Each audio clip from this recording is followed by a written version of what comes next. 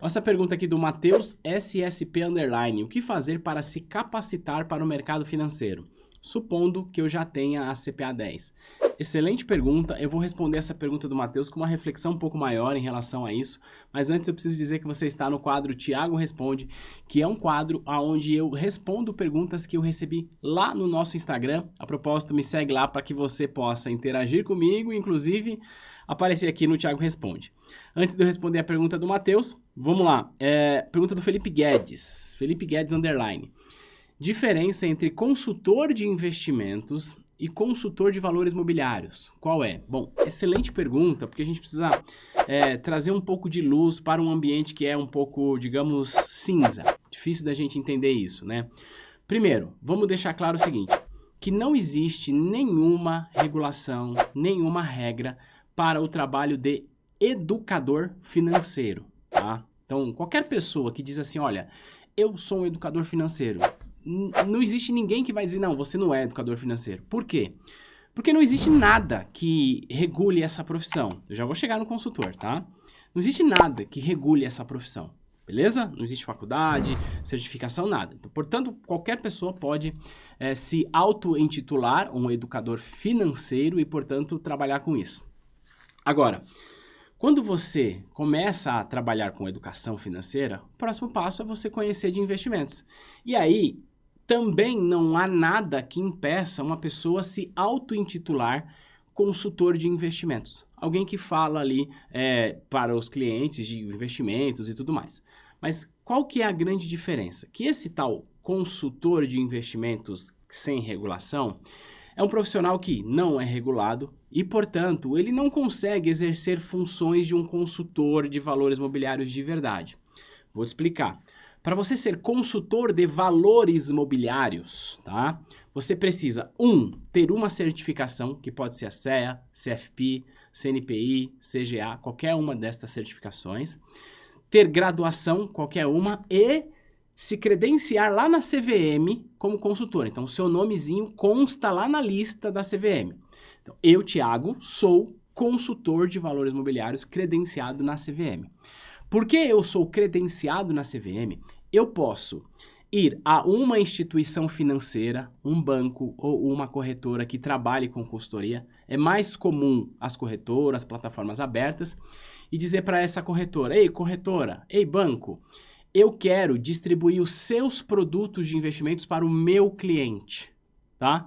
E aí, porque eu sou regulado, se fizer parte da estratégia da instituição financeira, ela pode me aceitar como consultor. O mais comum disso acontecer é um consultor de valores mobiliários fazer parte de uma estrutura chamada de Wealth, que é uma área de consultoria para quem tem grandes recursos para investir. Então, a diferença reside no fato de que o consultor de valores mobiliários, ele preenche uma série de requisitos e, portanto, pode se credenciar na CVM, ele é regulado e supervisado pela CVM. Uma pessoa que se intitula consultor de investimentos e que não tem certificação, que não tem credenciamento, ela não pode exercer nenhum tipo de função, ela não pode representar nenhuma instituição, ela não pode se credenciar a nenhuma instituição, não pode fazer nada. Ela estaria trabalhando, nesse caso, à margem da regulação. Veja, eu comecei respondendo essa pergunta falando sobre o educador financeiro. O educador financeiro, zero regulação para ele. Tá? Só que aí, quando você começa a falar de investimentos, você já começa a permear em um mercado que tem regulação. E porque tem regulação, para que você possa exercer esse trabalho, você precisa cumprir uma série de pré-requisitos, tá bom? Agora, se você quer atuar com o investimento sem cumprir esses requisitos, você estaria atuando à margem da regulação, você estaria atuando de maneira irregular. E aí, inclusive, isso é um tema que passou a ser cobrado nas provas de certificação agora em março, que é sobre o exercício irregular da profissão regulada, que é, no caso, você ser consultor de investimento ou analista sem cumprir todos esses pré-requisitos. Beleza? Então, entenda isso. O profissional que está sob a regulação, ele é credenciado na CVM como consultor de valores mobiliários.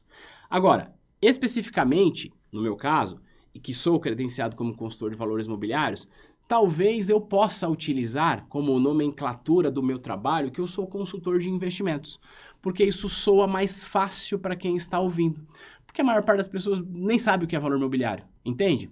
Então o que eu quero dizer é, você pode encontrar por aí consultores de investimentos, pessoas que trabalham como consultores de investimentos e que estão trabalhando com regulação, certinho, bonitinho.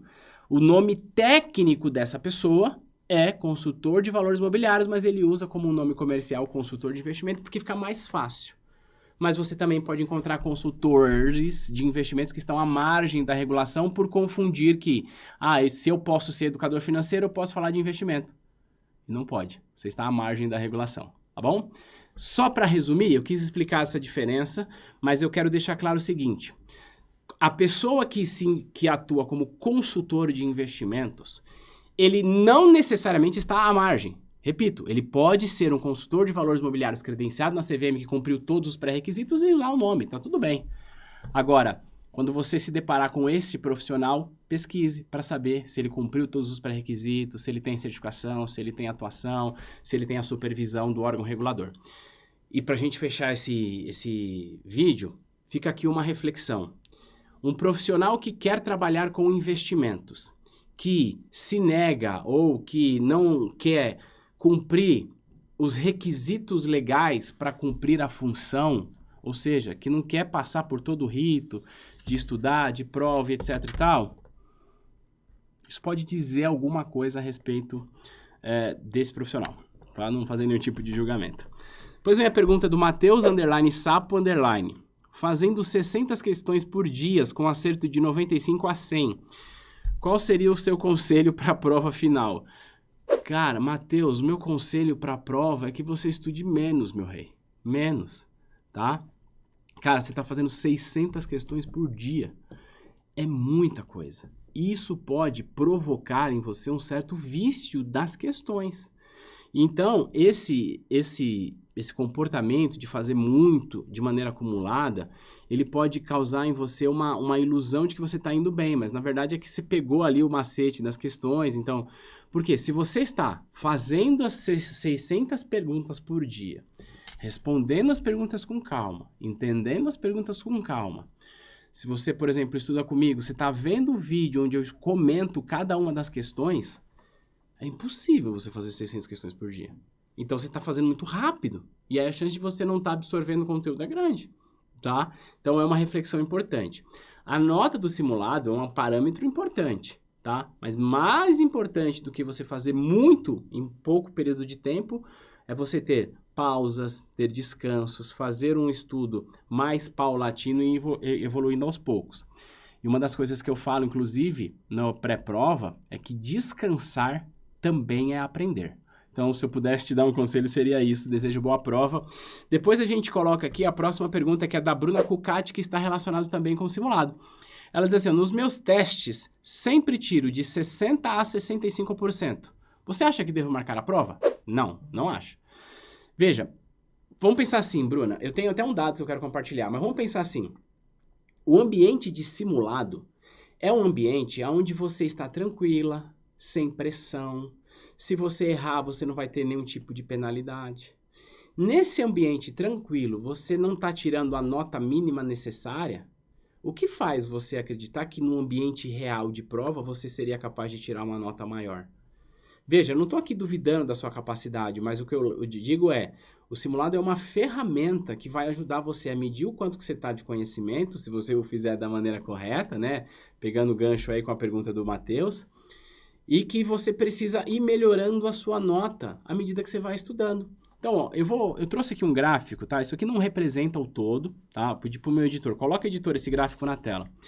Esse gráfico não representa o todo, tá? É de uma amostragem bastante pequena. Especificamente, isso aqui é de um aluno, tá? A gente costuma fazer esse controle aqui. Mas, ó, o que você tá vendo na tela é o seguinte. O gráfico laranja, tá? Que é amarelo ali em cima, é o desempenho da pessoa no simulado, tá? E o gráfico azul abaixo é o desempenho da pessoa na prova.